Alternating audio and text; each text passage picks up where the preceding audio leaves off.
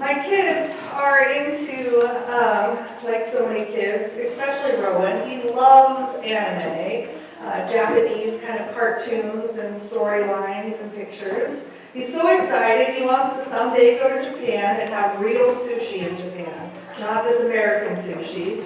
And he's been learning Japanese, and I told him I don't know of any place in town that speaks Japanese, but I got one of those Audible books. So as we drive from our house to school in the morning, we've been listening to Japanese audiobook teaching us how to speak Japanese.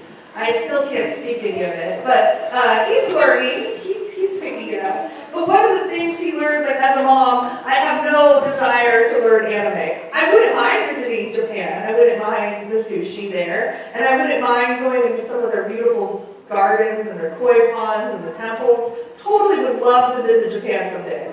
The anime is not my thing, but I'm a mom, so I'm trying to get to know my kids and what interests them. And one of the things in particular that's interesting to them is this anime, and it's called One Piece. Have you heard of it?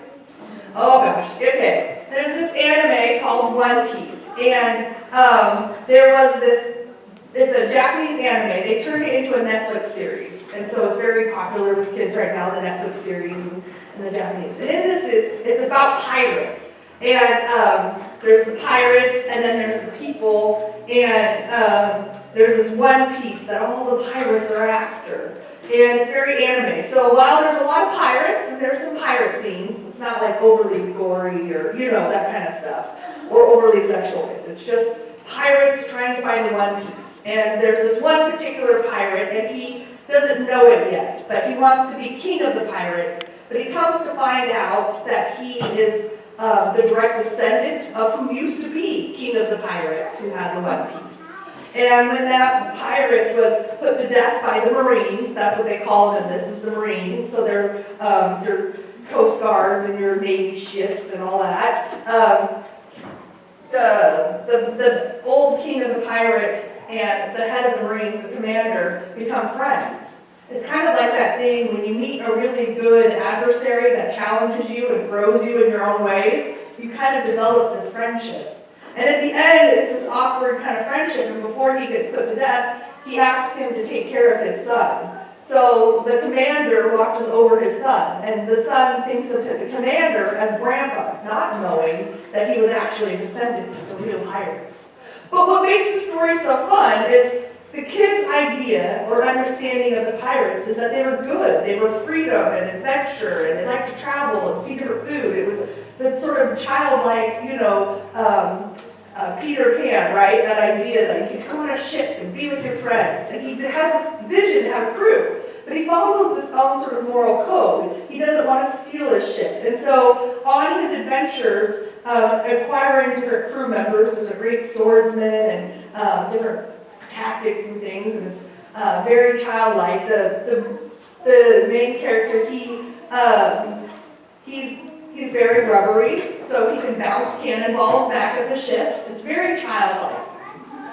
I bring all this up because there's this moment where you think that the One Piece, or this new child of the king of the pirates, who has a good heart and he's always believing people and the best in people, he has this moment where he's about to die, and he laughs in the face of death. And then when that laughter happens, and in that moment, all those who witnessed his father's death realize he's his son. It was too iconic.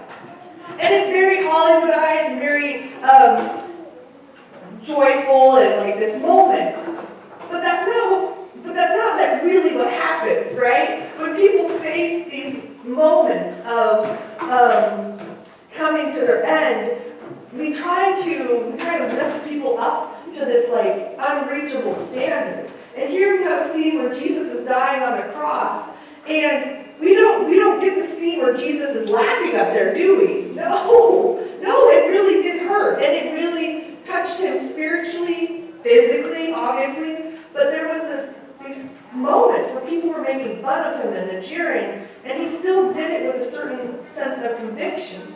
We hear these things we talked about in our Lenten devotional we've been reading. One of the folks we talked about was Bonhoeffer today. We know when he met his end in his place, he didn't go out there laughing and skipping, right? It wasn't this moment, it was a real, authentic human moment. But we have this sort of tug of war as people. We want to lift people in our society and our culture. We have this like innate child desire that it wasn't scary, that it wasn't bad, or that they were laughing, right? Like they were laughing like the One Piece. He was up there laughing when he was going to meet his end. But that's not the case. In fact, the case is oftentimes we're not okay when bad things happen. And that's okay. Sometimes we read Psalms 23 and it gets misunderstood. So I have here, Psalm 23 is one of my most number one requested Psalms. When I go and sit with people with hospice or end of life, Psalm 23 is often requested. And it talks about, he leads me beside still waters, and there's these calming, balming pieces. And even though I walk through the darkest valley, I fear no evil, for you are with me. Your rod and my staff, they comfort me. And people will oftentimes interpret that to mean, well, I'm going through the scariest time of my life. If I was a true Christian, I would be skipping and laughing all the way to the end.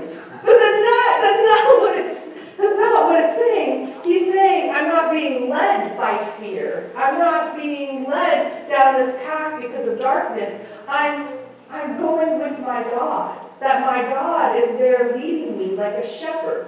And while shepherds are very comforting to the sheep, in the big world of things, are shepherds always the safest one out in the middle of a desert? No.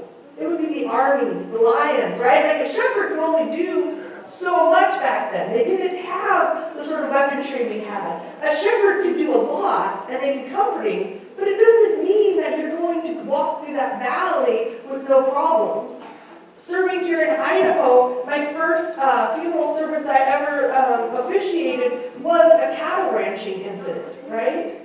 Even to this day, farmers and ranchers are still some of the most dangerous work out there. It's not that these people aren't guiding or careful, or that Jesus didn't want this, but he was being authentic.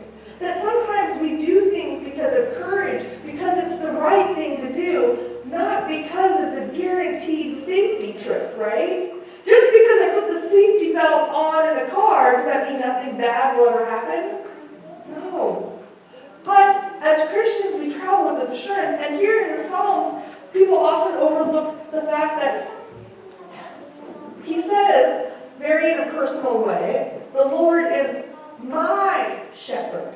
He doesn't say, he doesn't say, the Lord is the shepherd of all. No, this is a personal prayer, a personal song, and a relationship he has with God. And that personal relationship will help him walk through hard times. I think we can all think through our lives in moments and times where you've had to walk through something hard, and maybe the people that you look to as guiding lights are not able to be their presence. But because you know what they brought to you, what they gave to you in your life, because you know what they shared with you, they help you walk through that valley because you have a personal relationship. And in fact, that personal relationship is one that is so strong that if somebody were to come up and tell you that, I'll give an example of a mother. So if somebody were to come up and tell you your mother was a mean, evil person, blah, blah, blah, you would say, that's ridiculous. I know my mom. I know my relationship. And that's what God wants us to have is, I know my God. I know my Jesus. My Jesus doesn't delight when people are murdered. My God doesn't delight in war. He doesn't say that in the Bible. I don't know what you're talking about. My God loved everybody. My God died when he could have chosen a different path. My God healed the sick. My God fed the hungry. My relationship with God is so firm that even when I walk into the world and they try to depict my God as something different, I know deep down in my heart who my God is. And I want to reiterate that it's not an all or nothing. To say that you're a Christian or that you follow a path that's a little bit harder to lead doesn't mean you are called to do it alone. Or if you do it and you're nervous or anxious that you're somehow bad, rather, no, you're pretty much on par I have here these books, and I love this kind of model that's moving in a lot of therapy and things, and self-help kind of stuff. But this one's by Sheila Walsh, and she says it's okay to not be okay. Moving forward one day at a time. How many books have we read like this? It's okay to not be okay. We had a whole sermon Lenten series. It was one of my favorites. It was called Good Enough, right? Good enough. It's okay not to be perfect. There's like mom books where it's okay not to be the most perfect mom. It's your kids, you give them what you can, and they take from it, and at the end of the day, it's their journey. But she has this one particular story where she interviewed Elizabeth Elliot. I don't know if you know of her, but she was the widow of Jim Elliot. And their story, as a little background, is they were missionary friends in Ecuador.